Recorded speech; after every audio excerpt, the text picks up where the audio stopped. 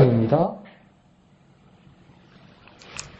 민수기 7장 1절에서 11절까지 다 같이 한음성으로 읽겠습니다. 시작. 모세가 장막 세우기를 끝내고 그것에 기름을 발라 거룩히 구별하고 또 그 모든 기구와 제단과 그 모든 기물에 기름을 발라 거룩히 구별한 날에 이스라엘 지휘관들 곧 그들의 조상의 가문의 우두머리들이요 그 지파의 지휘관으로서 그 계수함을 받은 자의 감독된 자들이 헌물을 드렸더니 그들이 여호와께 드린 헌물은 덮개 있는 수레 6대와 소 12마리이니 지휘관 2사람의 수레가 하나씩이요 지휘관 1사람의 소가 1마리씩이라.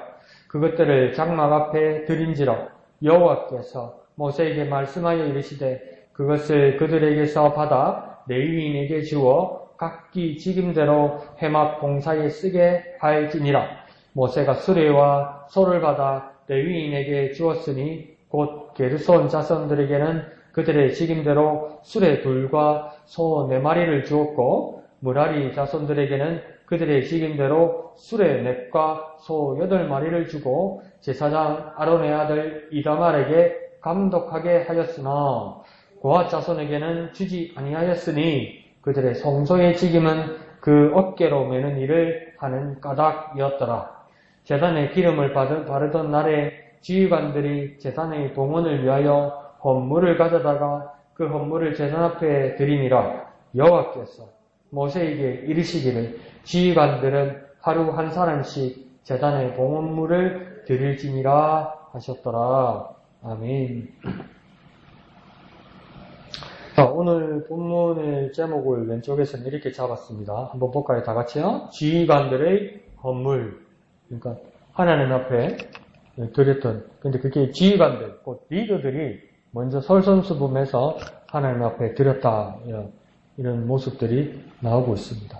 그러니까 지휘관이면 리더인데 리더로서 오늘 보인 모습은 뭐냐면 먼저 하나님 앞에 드림으로 그 리더의 모습을 보였다. 모범을 보였다는 것이죠. 그러니까 뭐 여러 가르침이나 뭐 그런 것들도 있고 어떤 지시나 이런 것들도 있지만 헌물을 했다는 것을 보면 뭐냐면 이 사람들이 행동으로 보여줬다는 겁니다. 그러니까 삶의 모습에서 보여주었다는 것이죠. 전에도 한번 말씀드렸던 것 같은데 그 유대인들이 그 구약 성경에 대해서 창세기부터 만약에 말라기까지 있으면 근데 성경 순서가 유대인들은 또 성경 순서가 달라요. 역대기가 맨 뒤에 있어요. 그런데 하여튼 그 성경이 그래도 뭐 분량이 상하 우리는 나누고 그 사람들은 안 나누고 있어 그랬지만 거의 뭐 분량을 같거든요. 그럼 우리식으로 보면 39건인데 그 랍비들이 가르치는 해설집과 뭐 그런 것들이 분량이 훨씬 많아요. 그것 때문에 어떨 때는 엄청 도움이 되기도 했는데 그게 문제라고 예수님이 바리새인들을 막 비난하시기도 했죠. 외식하는 자들이라고. 근데 현대에 와서도 그 유대인들을 가르치는 것뿐만 아니라 일반 사회 사람들에게, 세상 사람들에게 그 유대교 구약 성경의 가르침을 소개하는데 협착한 공헌을 했던 그 해설집 중에 하나가 탈무드입니다. 탈무드. 탈무드는 많이 들어봤죠. 그러니까 이제 그 구약 성경을 기본으로 한 삶의 어떤 지침 이런 것들을 해놓은 것들이 탈무드죠. 그 탈무드를 현대 사람들에게 그 잘 편집하고 잘 이렇게 뭐랄까요 정리를 했던 사람 중에 한 사람이 마빈 토케어라는 사람입니다. 이 마빈 토케어가 유대인 랍비이면서도 그거 있죠. 참 우리나라가 의외로 자유 그러지만 우리나라가 의외로 폐쇄적인 나라입니다. 왜 그러냐면 전 세계에 그 차이나타운이 있잖아요. 차이나타운이 어느 나라고 우리나라입니다. 그러니까 뭐 인천에 있는 중국집 몇 개 말고 그거 말고 그러니까 일본에도 차이나타운이 있어요. 근데 우리나라만 차이나타운이 없어요. 엄청 폐쇄적이고 규제했죠. 그리고 유대인 회당 아직도 없을 거예요, 우리나라. 그런데 일본에만 가도 유대인들 그 회당이 있어요, 회당이. 근데 그게 일본 유대인 회당에서 한때 일했던 사람이 마빈 토케어입니다. 근데 이 마빈 토케어가 한번 말씀드리게 되는데 그 구약 성경을 이렇게 정리를 하다가 자기의 어떤 경험들, 안 그러면 어떤 그 유대 교인들과 나눴던 이야기들 이런 것들을 부록에다가 이렇게 적어놓은 뒷면이 있어요. 그게 어떤 일이 있었냐면 일본에서 자기가 랍비로 일을 할 때 유대인 여인에게서 전화가 왔다는 것이죠. 왜냐니까 백화점에 가서 코트를 샀는데 비싼 코트를 샀던가 봐요. 그래서 집에 가서 옷을 딱 입고 고정면에 손을 닦는데 뒷도마는 다이아몬드 반지가 나온 거예요. 코트 안에서. 그러니까 이제 랍비한테 물은 거예요. 어떻게 해야 되겠습니까? 그게 물어보면 답은 뻔한 거 아니에요? 갖다 주라 했겠지. 랍비가 나오고 갈라먹읍시다 이랬을까? 안 그러면 가지세요 그러겠어요? 근데 그러면 이 여인도 물어보는 게 마음을 많이 굳혔던 것 같아요. 그죠? 돌려줘야 된다는 거. 자기 것이 아니라는 거. 그 마빈 토케어도 돌려줘야 된다고 했어요. 근데 뭐라고 조건을 걸었냐면 그 반지를 돌려주러 갈 때 혼자 가지 말고 애 손을 잡고 가라고 그랬어요. 그러니까 말하는 것보다 삶으로 가르치는 거예요. 말했던 거죠. 그러니까 여기서도 지휘관들의 헌물이라는 건 뭐냐면 말이나 지시가 아니라 헌물하는 것, 하나님한테 드리는 것을 보여줬다는 거죠. 말합시다. 그 마산 MBC에서 이번 연말에 2번 다큐멘터리로 방송했는 게 있는데 진주분인데 그 김장하라는 어른이 있어요. 진주에서 한약방 하는 분인데 이때까지 기부한 걸 따지니까 몇백억이더라고요. 한약방에 가지고. 근데 그분이 학생들부터 해서 이렇게 부유한 사람까지 다 도와줬는데 그분의 특징이 그거래요. 그 돈 해주면서 잔소리 하는 거예요. 잔소리. 니 어떻게 해야 된다. 어떻게 살아라. 이거 아껴 써야 된다. 말 한 적이 없대요. 그러니까 애들 만약에 대학을 가게 됐다면 등록금부터 해서 기숙사비하고 생활비까지 같이 대줬대요. 근데 이번에 특징이 뭐냐면 설명하고 말 안 한대요. 설명하고 말 안. 그냥 한대요. 그래서 나중에 이제 22년 작년 10월 달에 한약방 문을 닫았거든요. 이제 연로하셔서 연세가 많으셔서. 근데 그분도 나중에 웃으면서 하는 말이 뭐냐면 애들 이렇게 고등학생들 대학 갈 때까지 이렇게 도와주고 학비 대주고 그래서 막 교수도 되고 박사도 되고 이래 됐는데 웃으면서 뭐라냐면 완전 보수 꼴통무대에서 좌파 빨갱이 운동권까지 전부 다 잊었다는 거예요. 알고 보니까. 그러니까 잔소리 안 하는 거예요. 이렇게 해야 된다. 이렇게 살아야 된다. 말해본 적이 없다는 거죠. 그냥 자기가 열심히 해서 돈을 벌면 그냥 그 필요한 사람에게 그냥 아무 아낌없이 내주는 그거. 근데 특징이 뭐냐면 말없이 했다는 거죠. 말없이.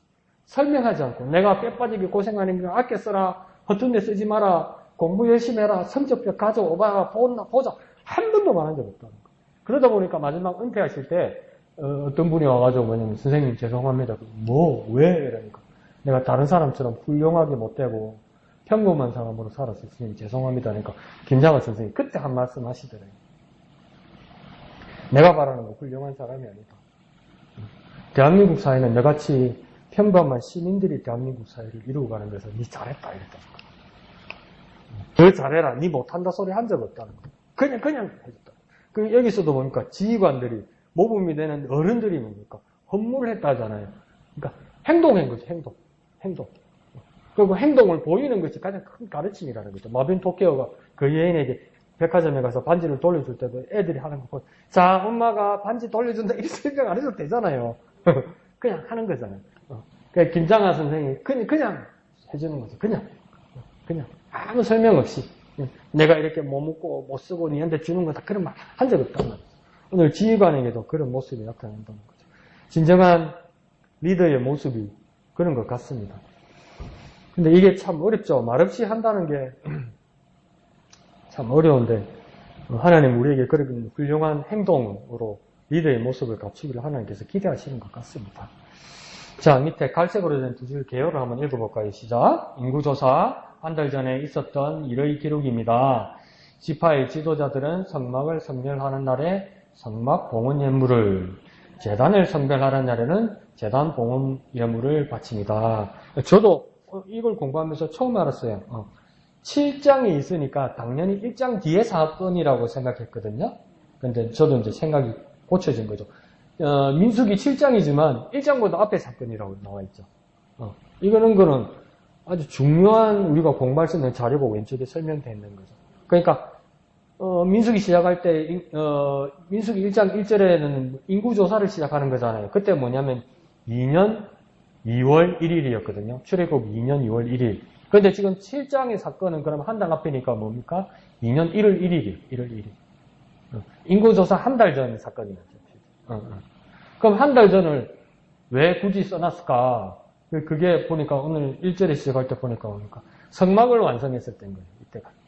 성막을 완성했을 때 뭘 해야 되는가? 그걸 보는 거죠. 그러니까 인구조사 한 달 전에 성막이 완성됐고 그 성막이 완성되었을 때 지휘관들이 뭘 했는지를 보여주는 거죠. 그게 아닙니까? 헌물입니다. 헌물. 그러니까 우리가 성경을 볼 때 웬만한 건 순서대로 이렇게 되어 있어요. 순서대로 되어 있는데 아주 중요한 사건이 있을 때 그게 순서대로 안 된 적이 있는 거예요. 우리도 그런 게 있잖아요. 오늘 무슨 일이 있었어? 라면 쫙 이야기하다가 뭐 어떤 주제가 팍 잡히면 옛날에 있었던 일 지금 막 이야기하기도 하잖아요. 성경에도 보면 그래서 이게 막 의견이 분분한 거거든요. 요한계시록도 보면 딱 순서대로 돼 있다고 믿는다고요. 그래서 어떤 사람은 그냥 그대로라고 보는 사람도 있고 그것이 순서대로만 된 것이 아니고 아주 중요한 사건이 군데군데 박혀 있다고. 그러니까 요한계시록 같은 경우에도 7장이나 14장은 그걸 전문 용어로 뭐냐면 삽경이라고 합니다. 삽경. 그러니까 중간에 끼어있는 이야기. 그걸 삽경이라고 이야기하거든요. 그게 7장하고 14장은 어떤, 여러분이 잘 아는 14만 4천 명. 그러니까 삽경으로 돼 있어요. 근데 그게 순서대로가 아니에요. 아주 중요한 사건이기 때문에 그렇게 박아놓은 거거든요. 그러면 이게 이제 이야기가 달라지는 거죠. 그리고 요한계시록 전반부에는 아시아 7교회 그냥 이야기했던 거잖아요. 그러니까 그 이야기가 끝나고 나서 순서대로 가는 거잖아요. 그러니까 성경이 웬만한 건 순서대로 해놨는데 순서대로 아닌 경우도 있다는 것이죠. 근데 그걸 우리가 잘 알 수가 없는데 오늘 우리가 매일 성경 퀴즈를 보면서 오늘 민수기 7장은 1장 1절보다 더 앞에 사건이다. 근데 왜 7장에 해놨느냐? 이때의 순서보다도 이 사건이 중요하기 때문에 7장에 아주 중요한 삽경처럼 들어온 거랍니다. 순서를 넘어서서 들어왔다는 이야기는 아주 중요한 이야기라는 것이죠. 이거 봉사님들이 쓰면 이날 히트 치겠는데 시계 풀어라, 목걸이 빼라, 반지 빼라. 이걸 쓰면 되겠네. 한 번은 어떤 일이 있었냐면 저 LA에 있는 순복음교회 목사님인데 김요한 목사님이라고 계셨는데 하여튼 대단한 분이었어요. 엄청나게 센세이션을 했거든요. 근데 담임 목사님이 한번 전주에 그렇게 말씀하셨어요. 여러분 다음 주에 그 목사님이 와서 부흥회 하는데 혹시 말씀 거칠게 하고 강력하게 하더라도 마음 상하지 마시라고. 내가 나중에 뒤에 사죄하고 다 심지어 어떤 일이 있냐면 다른 교회 가가지고 막 찬양하다 보면 어떤 이렇게 손 들고 찬양하다 보면 반지 종고 있으면 손에 반짝반짝 하잖아요. 그러면 목사님 불러요. 여기다가 불러요. 그러면서 이 반지 이거 누구 거냐고 그래요. 그럼 우리 남편이 사준 거다 내 기념이 뭐다 이러는 거예요. 아니 당신 남편 게 아니고 당신 게 아니고 이거 다 누구 거냐고 학교에서 읽어주면서 학교에서 그 말이 있거든요. 금도 내시고 은도 내시고 그러니까 이분이 얼굴이 파개가지고 그래 하나님 거라고 그러니까 그거 빼가지고 건물하라고 이래버린 거예요. 그거 어떻게 거절해요? 그러니까 또 그게 담임 목사님이 또 참 착한 분이라서 뭐냐면 그 목사님이 빼라 하면 빼가지고 드리라고 드리면 붕이 끊으면 내가 돌려드릴 테니까 마음 상해하지 마시라고 내가 약속 드릴 테니까 무리한 거 요구하면 그냥 헌금하는 것처럼 내면 내가 돌려드릴 테니까 마음 상하지 마시라고 그렇게 신신당부한 아주 훌륭한 목사님이 계셨어요. 근데 오늘 지휘관들은 어떤 강요에 의해서 그런 것이 아니라 스스로 이런 모습들을 보인 것에 대해서 아주 기감이 된 모습을 보이는 겁니다. 그래서 헌물을 중심으로 보지 않아도 됩니다. 다른 또 여러분들이 느낀 또 묵상의 내용들이 있겠죠. 그것들을 우리 또 다 같이 나눴으면 좋겠습니다. 집사님 한번 얘기해볼까? 네, 저는 민숙이 여기를 보면서요, 네, 7장 1절부터 3절 말씀 안에 구별이라는 말씀에 네. 오늘 은혜를 받고 네, 좀 보니까 이제 우리의 삶을 속에서 이제 하나하나 이제 주님 이렇게 구별된 삶, 또 구별된 물질 이런 거를 생각해 봤습니다. 그래서 전에는 그냥 아무렇지도 않게 그냥 평상시 그대로 그냥 생각해 왔지만 이 민수기를 이렇게 또 보고 성경을 보면서 그래요. 하나님께서도 하나하나 이렇게 구별된 삶을 우리에게 지적해 줬다면 우리도 그 말씀대로 이렇게 구별된 삶 속에서 하나하나 이제 해야 되지 않을까.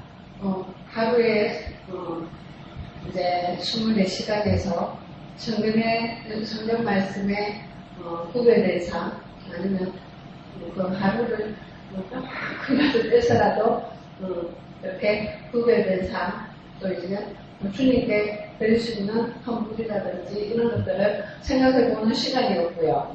그래서 그래요.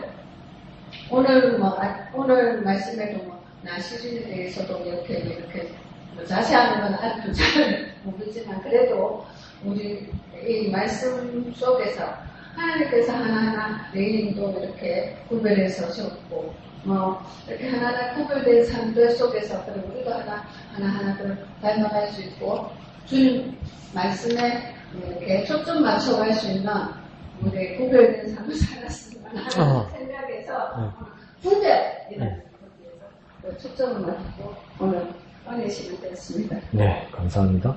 예, 아주 중요한 포인트 찾으셨네요. 구별이라는 말에서 우리는 그걸 배운 거죠. 구별이라는 말 왜 구별하셨을까? 그 구별은 뭘 하기 위해서? 구별이 발 앞에 나오죠. 거룩하게 하기 위해서 우리가 구별되었다는 거죠. 그 거룩과 구별을 표현하는 방법이 기름을 바르는 것이었죠. 그러니까 기름을 바르고 거룩하게 하고 구별하게 하고 이게 두 번씩 반복되는 거죠. 그러니까 하나님 입장에서 레위기에서 또 가장 반복되는 이야기가 40번 더 나온다고 그러던가요? 레위기에서 나 여호가 거룩하니 너희도 거룩하라. 그게 레위기의 또 키가 되는 말이라고 이야기하거든요. 그러니까 뭐냐면 이 장막, 성막을 거룩하게 하는 것, 이 제단을 거룩하게 하는 것, 이것들은 하나님께서 일단 구별해 놓았죠. 하나님께서 따로 떼놓았죠. 따로 구별이라는 게 따로 떼놓은 거죠. 선별해서. 그리고 이걸 거룩하게 한다는 건 왜 거룩하게 해야 되냐면 하나님이 거룩하시기 때문에 거룩한 하나님을 닮아야 되기 때문에 따로 떼놓은 거죠. 그러면 하나님이 왜 구별해 놓으셨고 하나님 왜 따로 떼놓았을까? 하나님이 필요한 것이라는 것이죠. 그러니까 우리의 삶도 하나님이 필요한 것으로 떼놓을 수 있어야 되는 거죠. 왜 따로 떼놓느냐? 하나님 앞에 구별된 삶을 살기 위해서. 하나님 앞에 드리려고. 하나님 앞에 거룩하게 하려고. 그게 그런 것이죠.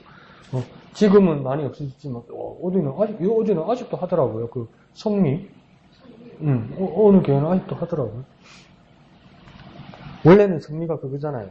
밥 지을 때, 어머니들 밥 지을 때 한 수저만 따로 떼가지고 이렇게 주머니에다 담아놨다가 차면 가져와서 이제 목사님 드시라고 하는 거잖아요. 그러니까 옛날에는 워낙 가난했으니까, 교회도 가난하고 성도들도 가난하고 그랬으니까 성도들이 먹을 밥이 있으면 목사도 먹는 거고, 성도들이 먹을 밥이 없어서 성리를 못 가면 목사도 같이 굶는 거고, 그런 공동체, 그런 아름다웠던 모습이죠. 그처럼 성리도 뭡니까? 똑같은 쌀이지만 따로 한 수저를 퍼는 거죠. 그러니까 용도가 있죠, 용도가. 따로 떼놓은 용도가 있었죠. 그러니까 여기서도 구별하면, 그러니까 따로 떼놓은 용도가 있다는 겁니다. 근데 무엇에다가 먼저 구별했다고 했냐면, 모세가 장막 세우기를 끝내고, 그러니까 이게 출애굽 2년 1월 1일이겠다, 그죠? 1월 1일. 그러니까 장막을 세웠다고 먼저 말하는 건, 장막은 그 텐트입니다, 텐트, 청막. 그러니까 일반 사람들이 세우는 것처럼 겉으로 보면 그냥 텐트고 천막을 세웠다는 겁니다. 일반 사람들이 쓰는 방법으로 천막을 세운 거예요. 남들이 볼 때는 똑같은 천막이에요. 근데 그 천막에다가 지금 뭘 한 거냐면 기름을 바르고, 또, 뭡니까? 거룩해 하고, 구별하여서 이 장막이 이제 뭘로 부르게 되는 겁니까?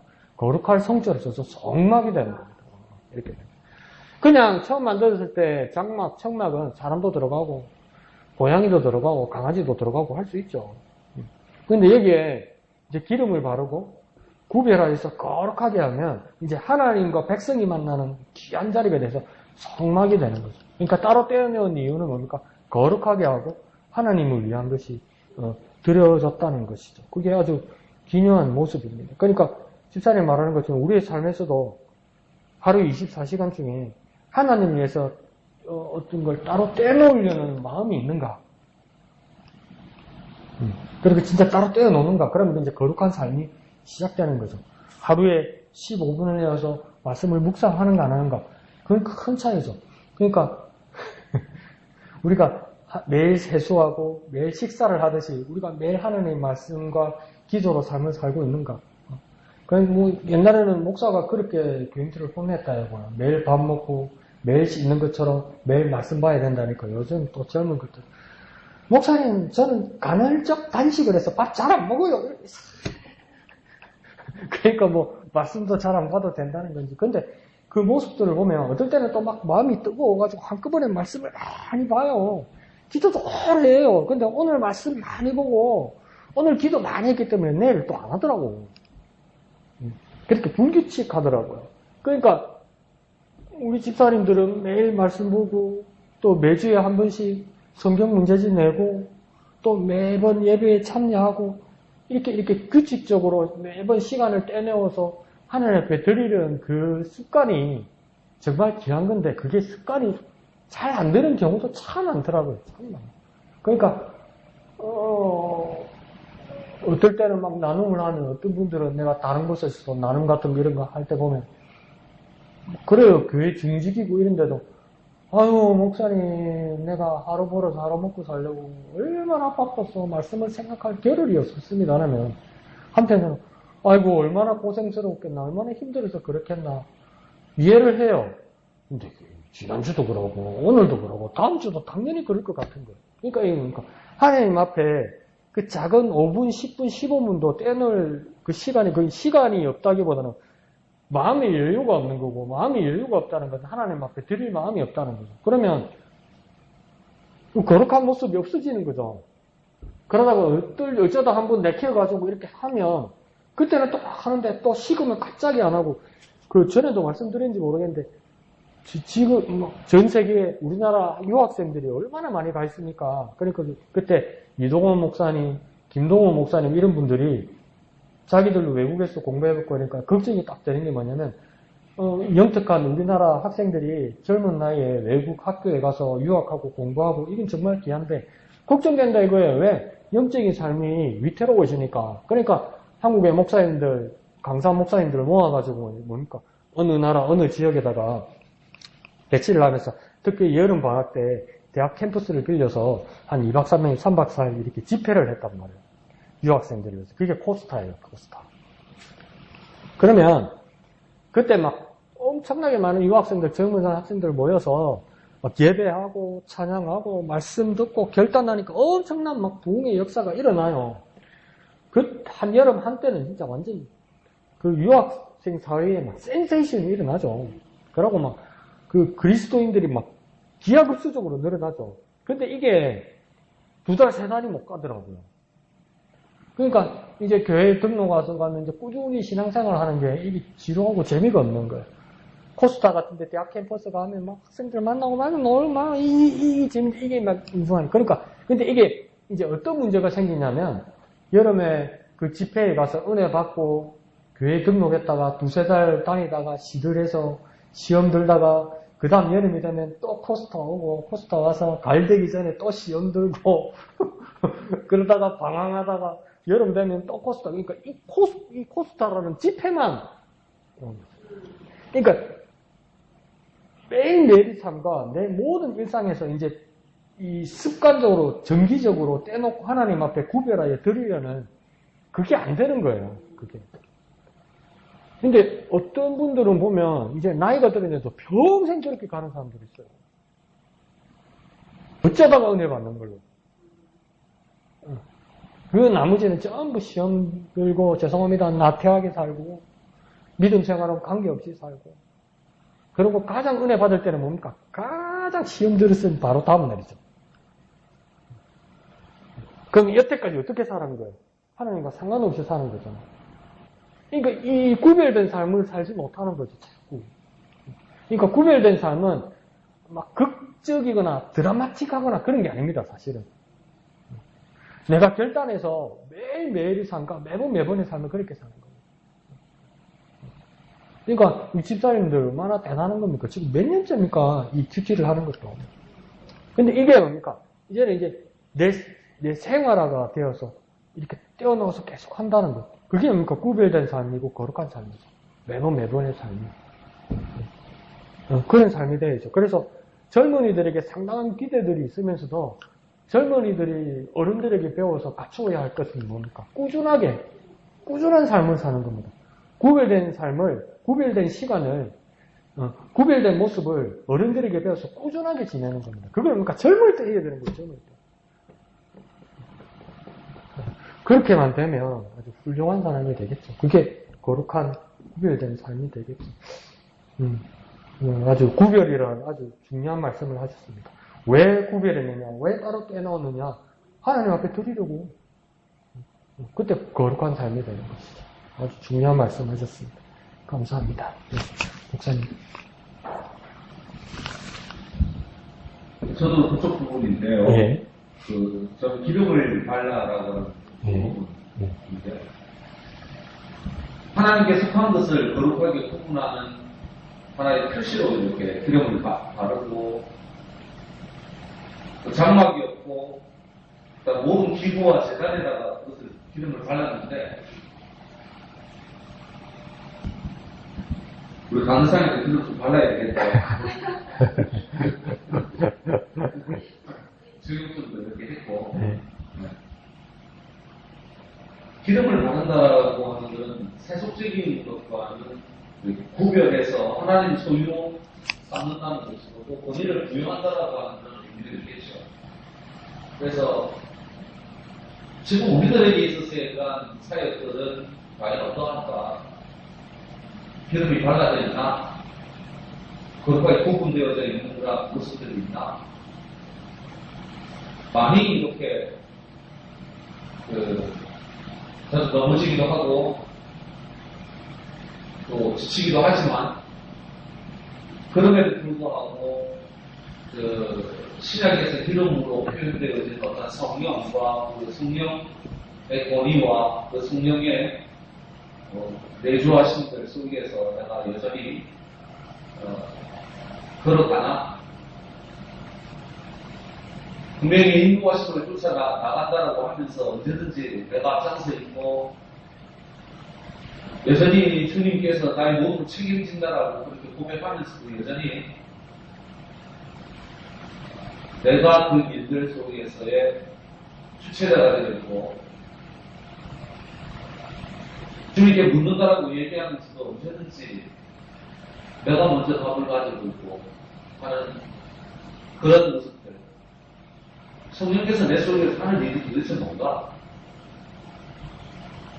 하나님을 알게 하고 뜻을 알게 하고 인도하시고 또 하나님을 더욱더 생각나게 하고 그 일들이 성령의 사역이 있는데 내 속에서는 그 기름 부음의 아니 기름 바른 모습과 같은 어떤 성령의 사역들이 내 속에서는 일어나고 있나? 늘 세상을 향해서 도망가지는 않나? 라고 그런 생각이 듭니다. 우리가 거룩하게 구별되었다고 말은 어지러하게 하지만 언제든지 그 어떤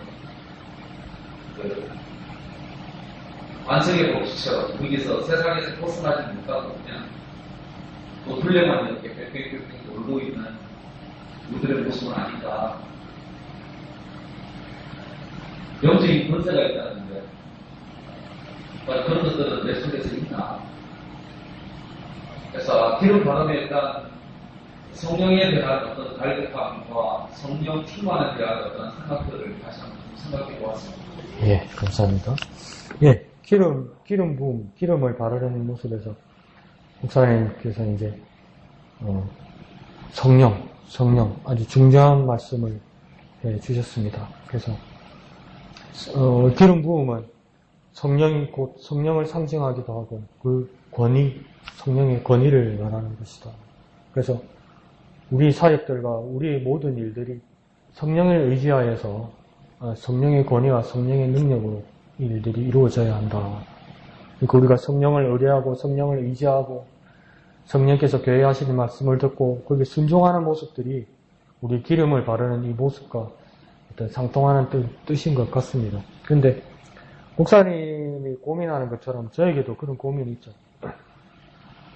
내가 성령을 의지하여서 이 모든 일들을 하겠다고 다짐해놓고 나서도 과연 내가 하는 이 일이, 결정해서 하는 일이 진짜 성령께서 내게 기대하시는 모습이고 과연 성령의 마음으로 내가 하는 것이냐. 내가 이 일을 하는데 내 안에 계신 성령께서 쟤가 왜 저러지? 저게 아닌데. 성령께서 그렇게 생각하시면서 고민하고 계신 건 아닌가. 그렇게 저도 이렇게 뭐랄까요. 제가 어떤 일을 추진하면서도 이렇게 주저주저 할 때가 있어요. 이게 맞나? 제대로 듣고 하는 거는 맞나? 이런 생각이 들 때가 있어요. 그러면 왜 나는 성령님을 의지하면서 성령의 기름 부으심을 따라 일하기를 원한다면서 왜 다른 걸로 이런 결단을 하고 실수를 하고 착오를 일으킬까? 여러 가지 원인 중에 하나가 있겠지만 제 모습을 볼 때는 성격이 급해요. 성격이 저는 성격이. 근데 그 우스갯소리를 들었는데 그걸 꼭 그렇게 말할 수는 없는데 한국 사람이 좀 급하다고 이야기를 하잖아요. 한국 사람이 또 성격이. 그래서 우스갯소리로 그런 이야기를 하더라고요. 한국 사람들은 어떻게 식당에 가면 니 뭐 먹을래? 이러면 나 뭐 이러면 조금 미는 사람. 에이씨 빨리 먹게 통일해. 아줌마 김치찌개 3개요. 그러면 지금 시켰잖아요. 그럼 기다려야 되잖아요. 김치찌개 3개에 넣고 새 놈이 전부 다 먹으니까 주방을 쳐다봅니다. 언제 나오는가. 그럼 만드는 사람이 스트레스 엄청 받겠죠. 그리고 얼마나 성격이 급한지 전자레인지를 뭘 데피면 타이머를 맞춰 놓잖아요. 그런데 얼마나 성격이 급한지 그거 못 기다리고 돌리고 땡 하고 꺼내고 먹는 사람이 한국 사람이에요. 응? 그리고 어디든지 가면 빨리 이러고. 그러니까 나는 왜 다른 걸 다 접어두고 나서라도 왜 성령께서 내 안에 계시고 내가 성령님께서 인도하시는 대로 일하기를 원하면서도 내가 왜 그 뜻과 다르게 어떤 일들을 할 때가 있을까 이렇게 생각할 때 저는 제 모습은 조급증 같아요. 조급증. 그러니까 성격이 급하다고 나를 치장할 수도 있지만 조급증 같아요. 조급증은 뭐냐면 불안한 것 같아요. 불안한 거 왜 그러냐면 하나님이 아주 저를 향해서 아주 불쾌하게 여기실 모습 것 같아요. 왜냐면 왜 불안하고 조급증이 느껴질까? 믿지 못하니까. 제대로 믿지 못하니까. 오늘은 민수기를 따로 읽으면서 어떤 사건이 있었냐면 백성들이 출애굽한 지 얼마 안 돼서 원망했어요. 나는 뭐 만나를 억수로 오래 몇십 년 먹어가지고 이제 질려서 만나 맛없다 고기 언제 주노 이런 줄 알았거든요. 출애굽한 지 얼마 안 됐는데 벌써 만나 불평하고 고기 이야기했어요. 그러니까 이건 음식이 질려서 그랬다기보다는 더 맛있는 걸 먹고 싶은 욕심이었죠. 그러니까 하나님이 뭐랬냐면 저것들 하는 거 봐라.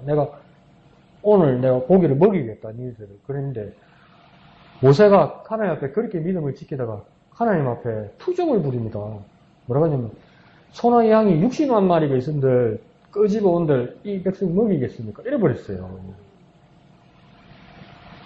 자기도 하다가 스트레스 받고 막 여기 치고 저기 치고 하나님 눈치 보고 이러다 보니까 짜증이 빡 올라오는데 그걸 해서는 안 될 말을 하나님 앞에 했던 것 같아요. 그러니까 좋게 말하면 실수죠, 그죠? 근데 저는 얼마나 많은 실수를 하겠습니까? 하나님 내가 얼마나 힘들고 얼마나 눈치 보고 하나님 내가 얼마나 스트레스 받는지 모르시죠? 이런 식으로 말을 해야죠. 그러면서 하나님 앞에 하나님 핀전을 준 거예요. 소나 양을 몇십만 마리를 오늘 하나님 무슨 재주로 끌고 가서 얘들 먹이겠습니까? 이러는 거예요. 그 해서는 안 될 소리를 한 거죠. 큰 실수한 거죠. 그러니까 나도 바보같이 그렇게 하는 거예요. 나도 한다고 한다는데 하나님 나도 한다고 합니다. 근데 안 되는 걸 어떻게 해요? 이러고 싶은 거예요. 바보같이. 그거 뭡니까? 불안함과 조급증이 그렇게 생겨서 내가 알아서 하는 거 뭡니까? 하나님을 믿지 못하게 하기 때문이죠. 오셔도 그렇게 믿지 못했던 것 같아요. 순간에. 그러니까 하나님은 메추라기를 불렀는데 이게 아직도 계산이 안 돼요. 제가. 근데 이스라엘 사람들에게 중국 무역지 못지않게 가장법을 많이 쓴다고 하긴 하는데 가장법을 써서라도 엄청나게 하나님께서도 화가 나시고 백성들의 실망한 모습을 말씀하신 것 같아요. 메추라기가 땅에 떨어졌는데 쌓였는데 얼만큼 쌓였다고 하냐면 2규빗 쌓였다고 했거든요. 2규빗이 얼마냐면 90cm예요. 그러면 쫙 땅 전체에 메추라기가 내 허리만큼 쌓였다는 이게 가능합니까? 하여튼 엄청나게 왔다는 이야기예요. 엄청나게 쌓였다는 이야기. 그러고 나서 또 생각이 안 나네. 몇 호매를 거뒀, 1인당 하여튼 몇 호매를 거뒀다고 해요. 근데 지금 도량형으로 하면 그게 뭐냐면 한 사람당 2200리터를 거뒀대요. 2200리터. 2200, 그냥 대강 킬로그램하고 리터하고 비슷하게 보잖아요. 그럼 2톤을 더 거뒀다. 그게 말이 됩니까? 근데 그게 갑자란 말이 아니라 진짜 말도 안 되게 어마어마하게 거뒀다는 거예요. 그러니까 메추라기가 상상도 못하게 어마어마하게 떨어졌고 그러니까 너무 상상 외로 메추라기나 고기가 너무 많으면 우리 그렇게 말할 수 있는 거 아니에요. 산더미 같이 쌓였다 이렇게 이야기하는 거 아니에요. 뭐 장롱산 같이 쌓였겠어요. 많이 쌓였다는 뜻이잖아요. 그다는데 억수로 거뒀다니까 억수로 뭐랍니까? 이만큼 거뒀다 하다 보니까 그렇게까지 거뒀다. 하여튼 정확한 도량령은 안 해도 엄청나게 거둔 거죠. 네? 그 하나님 뭡니까? 모세한테 봐라. 네가 못 믿는 거 내가 보여준다면 봐라면서 근데 뭡니까? 이 사이에 끼어서 목구멍으로 넘기기 전에 죽었다고 그래야 하잖아요. 백성들이. 믿지 못하는 모습에 대해서 하나님도 분노하셨다는 것이죠. 그래서 그때는 웃었는데 일리가 있더라고요. 일리가. 그러면 백성들이 왜 고기를 먹다가 죽었을까? 왜 고기를 먹다가 죽었을까? 이럴 때 우리의 위대하신 침례신학대 엄은식 교수님이 결론을 내려주셨어요. 뭐라고 하냐면 멀쩡한 메추리가 왜 떨어지냐? 네? 하나님께서 바람을 부르셔 떨어졌다 우리 이래 막 설명했거든요. 교수님. 근데 교수님이 뭐랬냐면 야 그게 아니고 땡볕에 일사병으로 메추리가 다 떨어져 죽은 거라는 거예요. 그걸 쭉 먹으니까 그 썩은 고기를 먹으니까 식중독 걸리니까 다 뒤진 게다. 그래서 우리가 얼마나 웃으면 에이 교수님 이러면 교수님 내가 웃기자고 하는 소리가 아니다. 난 진심이다 이러는 거예요. 근데 그렇게 말할 수도 있는데 이 뭐냐면 뭘 말하는 거지? 불신과 욕심을 이야기하는 거죠. 이스라엘 백성들의 불신과 욕심. 그리고 모세가 어떻게 감히 하나님 앞에 핀잔을 준단 말이야. 아니 그렇게 믿음 있고 신실하던 모세가 너무 지치고 힘들다 보니까 스트레스 받다 보니까 하나님 앞에 서운한 마음을 표현하면서 하나님 앞에 핀잔을 준 거예요. 하나님 무슨 저주로 고기를 먹인단 말입니까? 이 메마른 땅에서 어디서 소를 끌고 올 겁니까? 어디서 양을 끌고 올 겁니까? 몇십 마리 어떻게 끌고 올 수 있습니까? 그러니까 하나님이 우리 교수님 말로는 메추라기를 갖다 햇빛을 쫙쫙 확 다 자빠지게 해주고 알아 먹으라니까 식중독 내가 다 죽는 거다. 니네들의 욕심이고 니네들의 불신이다. 욕심과 불신은 맞는 말인 것 같아요. 그러니까 왜 기름을 발라 구별하고 거룩하게 하라는데 왜 성령께서 내게 오셔서 성령의 기름 부으심으로 역사하려고 하는데 나는 왜 그 가운데서도 나는 왜 이렇게 실수를 하고 지나고 보면 잘못된 것인데 나폴레옹처럼 이 산이 아닌 겹이요 올라가니까 그때 그게 맞는 겹이요 왜 나는 이렇게 헤매고 있을까? 제 조급증 같고 제가 느끼는 불안함 같고요. 그 어떤 면에서는 하나님을 믿지 못하는 것 같고 어떨 때는 내가 감히 하나님이 이걸 몰라. 하나님이 이걸 어떻게 아세요? 내가 알지. 이래서 일을 그르치는 것 같아요. 제가. 근데 하나님께서 기대하시는 건 뭐냐면 거룩하게 구별하는 것이죠. 그래서 2절에서도 보면 이 사람, 이스라엘 지휘관이란 이 사람들을 한 부류의 사람인데 여러 번 다른 말로 표현합니다. 2절에 이스라엘 지휘관들, 그 다음 두 번째 쪽 가운데 보면 가문의 우두머리들, 이 같은 말이에요. 같은 사람이에요. 이스라엘 지휘관들, 두 번째 가문의 우두머리들, 그 다음 오른쪽으로 가면 뭡니까? 지파의 지휘관, 이것도 같은 말이에요. 그 바로 밑에 줄에 가면 뭡니까? 감독된 자들, 이 다 같은 말이에요. 같은 사람이에요. 이스라엘 지휘관들, 가문의 우두머리들, 지파의 지휘관, 그리고 감독된 자. 이 다 같은 말이에요. 같은 사람이에요. 근데 이걸 다른 식으로 계속 2절에서 표현한다고요. 그러면 이 사람들이 왜 지휘관이라고 말할까? 사람들을 명령하고 통제할 수 있는 능력을 갖춘 사람이라는 거예요. 그 권세를 갖춘 사람이라는 거예요. 그러니까 사람들에게 말하면 이 사람들이 이 사람의 말을 들을 수 있을 만큼 권위를 가진 사람이라는 거죠. 그리고 가문의 우두머리라는 건 뭐냐면 누가 봐도 어른이라는 거예요. 어른. 어른으로서 존경받을 만한 사람이라는 표시겠죠. 그리고 지휘관도 한 번 더 넣으니까 같은 말이고, 그 다음 감독관이라고 이야기하자는 거죠. 이 감독관이란 말은 뭐냐면 영어로는 슈퍼바이저이라는 게 뭡니까? 멀리 보고 돌볼 수 있는 사람이라는 거예요. 사람들을 돌볼 수 있는 사람들.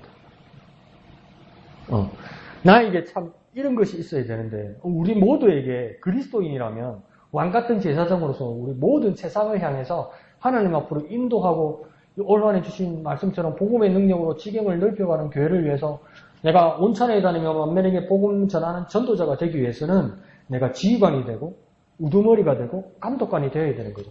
내가 지휘자가 된다는 뜻이 아니라 그 사람들에게 바른 길을 말해주기도 하고 권위를 가진 어른이 되기도 하고 또 깊은 영적 통찰력을 가지고 그 사람들을 돌볼 수 있는 사람이 되어야 된다는 것이죠. 이런 것들이 다 어떻게 구별되고 갖추어질 수 있을까? 앞에 목사님 말씀하신 것처럼 성령의 기름 부으심에 내가 절대적으로 의지하는 모습이 더 필요하다. 더 필요하다. 에이, 그게 아니고 이게 아니고 진짜 하나님이 말씀하시는데 귀를 기울이고 그 뜻에 순종할 수 있도록 그래야 내가 영적 권능을 지금 나 같은 사람이 아까 이양대 주사님 웃으면서 이야기했지만 그 얼마나 자존심이 상했겠어요. 나이 드신 여전도사님이 권사님들 모아놓고 성경 공부 가르치려는데 야, 너 몇 살이야? 너 내려와. 어떻게 그러고 그 사람들 그렇게 말할 수 있어요. 그렇게 말하면 안 되지. 근데 그 얼마나 자존심 상하는 일이에요. 근데 나 같은 사람도 만약에 서면 아직도 그럴까요? 근데 어릴 때 초등학교 때 우리 동네 친구들 뭐 나하고 잘 못 보다가 오래간만에 몇십 년 만에 보고 니 요즘 뭐 하나 목사한다면 속으로 네가 목사를 한다고 그런 생각이 들 수도 있잖아요. 저도 그렇게 생각돼요. 내가 목사를 한다고? 내가 하나님 일을 한다고? 아무도 신뢰가 안 갈 거예요. 특별히 우리 가족들이 더 신뢰가 안 갈 거예요. 그죠? 그러면서도 내가 정말 온전히 그 기름 바르심을 받아서 성령의 기름 부으심을 받아서 그 성령 하나님에 의지하지 않는다면 누가 내 말을 들어주고 누가 내 말에 귀를 기울이고 누가 내 말을 듣겠어요? 그렇지 않아요? 근데 내가 감히 모세가 실수한 것처럼 이거 하나님 어떻게 알아요? 하나님 이걸 어떻게 해요? 이러는 순간 뭡니까? 끝장나는 거예요. 안 그래요? 사람들도 날 안 믿어주는데 하나님께서 나에게 해주시고 하나님께서 나에게 명령해 주시고 하나님께서 나를 인도하신다는데 에이 하나님 이건 아니에요. 하나님 이렇게 하는 게 맞아요. 이렇게 하는 순간 끝장나는 거죠. 근데 제가 참 때로는 어리석다는 겁니다. 우리가. 그러니까 하루하루 말씀을 다시 보면서 하루하루 조금이라도 교정해 나가야 되는 거죠. 하나님이 옳습니다. 하나님께서 절대 선하십니다. 하나님 말씀해 주시고 하나님 인도해 주십시오. 따르겠습니다. 그게 뭡니까? 구별되어서 기름 부음을 받고 성령을 의지하는 우리 모습이 되는 거죠. 그런 사람들이 지휘관이고 우두머리고 감독관이 될 수 있는 사람인 거죠. 그래야 정말 감독관이 되고 지휘관이 될 수 있는 사람이 되지 않겠습니까? 어른이 될 수 있지 않겠습니까? 내 실적으로 내 환경으로 뭘 하겠습니까? 하나님께서 기름 부어주신 성령께서 기름 부으신 그것을 의지하지 않으면 내 속을 보면 시꺼먼 것밖에 안 보이는데 내 속을 파헤치니까 성령께서 내 안에 계셔서 성령께서 임재해 주셔서 그 권위를 내게 실어주신다면 그게 능력이 되지 않겠습니까? 거기를 따르려니 아직도 많이 배워야 되고 아직도 겸손하고 그렇게 나아가야 되겠다. 그 목사님 말씀이 저도 이렇게 동의가 되는 것 같습니다. 그 뒤에 내용들도 아주 진지한 내용들 많죠? 그 부분들도 여러분께서 내일 아침에 더 많이 큐티하셔서 또 깊은 큐티로 들어가시면 또 큰 은혜 될 줄로 믿습니다.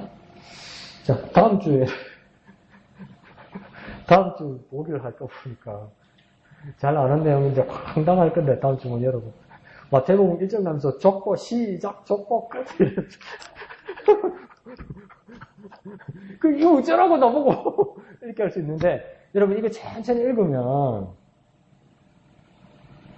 눈에 들어오는 인물들이 있어요. 여러분 각자에게 그 사람에 대해서 그냥 한두 사람이라도 묵상하시면 돼요. 한두 사람이라도. 또는 뭐 다윗 모르는 사람은 있고 아브라함 모르는 사람은 있으니까 그렇게만 봐도 돼요. 그러니까 막 계속 족보를 또 이게 뭐고 이렇게 절망하지 마시고 군데군데 떠오르는 인물 한두 사람만 잘 체크해서 이 사람 이때 이거 기억납니다. 나도 그래서 이렇게 살고 싶고 이렇게 적용했습니다. 묵상해서 이랬습니다. 이렇게 하면 수월할 것 같아요. 네, 아시겠죠? 일일이 하면 못합니다. 그 모르는 이름 어떻게 찾아서 볼 거예요. 아는 인물만. 이름이 엄청 많으니까 한두 사람만 찾아서 해도 엄청나게 많은 묵상이 일어납니다. 그 엄청나게 자유로운 곳입니다. 1장이, 마태복음 1장. 그러니까 편안하게 생각하시고 그렇게 보시고 안 되면 왼쪽으로도 참고하시면 더 가이드가 잘 될 것 같습니다. 그렇게 하셔서 은혜로운 시간들 되시기를 부탁드립니다. 시간 찬송하신 후에 주기도문으로 예배를 마치겠습니다. 1절